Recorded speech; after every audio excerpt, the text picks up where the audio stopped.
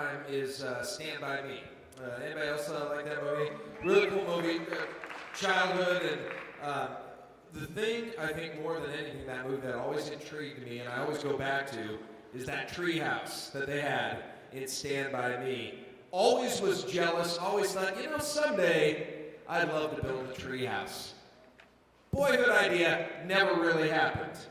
Maybe until now, because I've had a chance now, and we'll have a chance to hear Carolyn Butler, our next speaker, who is going to talk about making Lincoln a city of tree houses. Give it up for Carolyn Butler. Wow! I feel good. I knew that I would. I feel good. Good job, Mom. Hi, I'm here to talk to you tonight about my idea, which is to build 10 easily accessible, unique, safe, multifaceted, well-equipped tree houses in and around Lincoln. I want to do this because we need to reconnect with nature. It's what we need to do to feel good, and we've heard about that tonight from a number of speakers. I also want to brand Lincoln as the first city of tree houses in the nation, and possibly even the world. Now, I'm the youngest of 9 kids, and when I was a kid, we hung out outside all the time, and I'm sure many of you did too. And we built tree forts and hung out in trees and all of those kinds of things, and it was lovely, and it taught me that nature both revitalizes and heals us and calms us. And so we need to spend more time in nature. The slide you're looking at right now is a tree house, and I think we could still hang out in tree houses in Lincoln. This slide comes from Pete Nelson's website, if any of you have seen it, on Treehouse Masters. And this guy's saying, hey, we can still hang out in tree houses. It's not too late. It's on my bucket list, I know that. This is Treehouse Masters. Have you seen this program, anybody? All right, you know what I'm talking about. I'm not talking about just any old tree house here. I'm talking about pretty amazing tree houses that are pretty complex oftentimes, and we could do some things like that here.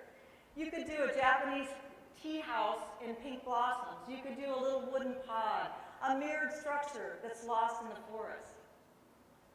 All kinds of ideas. There are treehouse architects. There are treehouse builders. There are treehouse conferences, for goodness sakes. Well, why should we do it?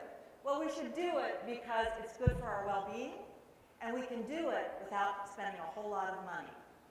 Trust me on this, I never lie. If you take nothing home from me tonight but this, we are hardwired as human beings to spend time in nature. And when we don't, it damages us. What happens is, as Richard Louv says, we experience nature deficit disorder. And it can bring on obesity, attention problems, depression, anxiety. Hey, I've had all of them.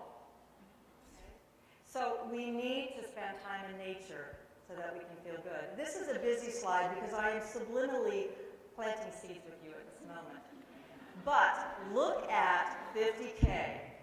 It sounds like a lot of money, but for the scope of this project, it is not a lot of money to get started. We can do this if you're interested. Big results. Look at 2 words on this busy slide.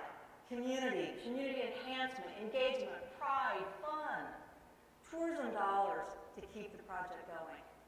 And I really think we would bring in a lot of folks to Lincoln if we did this. But you're going, wait a minute, we're known for our prairies. Yes, we are known for our prairies, and we love our prairies. But we're also a Big Ten city, and Big Ten cities do big things, right? And we're one of the happiest cities in the country, and we're a USA Playful city. And we have a commitment to trees. We've got the statewide arboretum. We've got Parks and Rec and the Forest Service. And, please, we have the Arbor Day Foundation. So start thinking about Lincoln. Where would you do this in Lincoln? There's so many cool places, quiet places, busy places. Sometimes in a busy place is where you need it most. But I think the community could drive that. So you're thinking, oh gosh, we could never make it safe enough. Oh yeah, we can.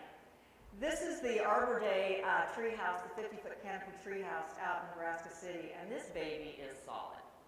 It's not going anywhere. So we can do this if we work with the city and the county. Now, this is a tree house. If you were to build a tree house, what kind of tree house would you build? What would you do? Where would you put one? When's the last time you hung out in a tree house? This is a little tree house that we have on our hardwood tree farm in the Republic of Panama. It is nothing special, but I'll tell you what, it was a blast to build it with our neighbors, and it created a sense of community with these folks. The next step is to create a treehouse dream team, right? And so what we're talking about here is volunteers. I'm looking for people that are smarter than me, and trust me, this will not be difficult. You must believe that nature is a necessity in our life. I'm looking for a broad range of skills: marketing, grant writers, teachers, moms, dads, builders, arborists, city, county people.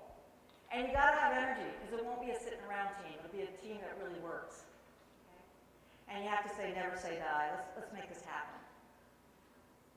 So that's my talk tonight. I thank you for letting me come and talk to you. I have some business cards with my email address on it, so if I don't have a business or anything like that, but if you are interested in talking more about this, I'd love to talk to you. And I thank you, Ignite Lincoln, for allowing me to come and talk about tree houses tonight. Thank you. So good.